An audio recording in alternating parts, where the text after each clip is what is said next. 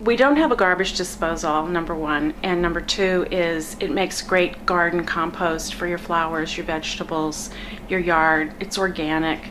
You know, there's no reason not to do it. It's pretty easy. But the thing about the compost, you have to be careful because you can't put meat or dairy products in the compost because it'll, you know, mess up the organic degrading process. It's not good to have those products in there. So if you had a garbage disposal, you could put those in the garbage disposal, but all that stuff is going into your sewer system, which is kind of gross. In the kitchen, what we do with our food scraps is we put them in this stainless steel stock pot that we got very inexpensively. It's nice to have a cover because things do smell as they're decomposing. And when this gets full like it is now, we take it outside and put it in our compost. The one thing we shouldn't have done is we should not have put the compost pile so close to the house. And the reason for that is it does attract flies and it does smell in the summertime. This particular composter is sold by the city of New Bedford, and a lot of cities and towns sell them for very inexpensive prices, about $20. And they come rolled up and you just snap them together and you snap the top together and they're really convenient. You can move them around, but once they're in place, you'd have to empty it to move it around. So it has this neat little top with air holes in it. And as it decomposes, the pile gets smaller and smaller, so you can keep adding things to it.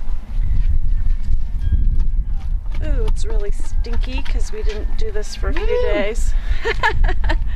I was really lucky because about a week ago I was moving some lumber next door and I found a whole family of big fat earthworms, and I put them in here, so they're gonna spend the winter nice and warm and they'll help decompose everything. It's important to layer your food material that you're throwing out with organic material, so grass cuttings, leaves, potted plants, you know, leftover potting soil, because it just makes a better mix and it just helps everything. You just don't want a pile of rotted food. It's important to mix in the other organic material with it. So now I'm going to put some of my plants in, and who knows, they might even start to, they might even survive in here over the winter because it does create heat. So I might have a nice surprise by coming out and discovering that these plants are all still alive, and then I can replant them, but we'll see. The other thing you have to do when you set up your composter is the bottom layer should be a layer of old, you know, 1 liter Coke bottles or soda bottles, because you want air to be able to come up from the bottom. You don't want the composted material to be sitting right on the ground.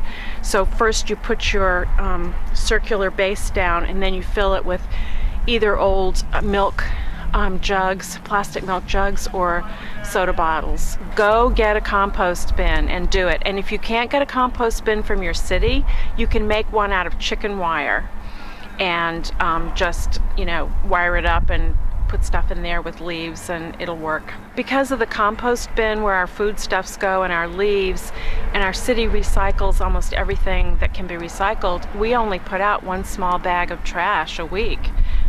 Sometimes a little more, but you know, it's amazing how little we generate.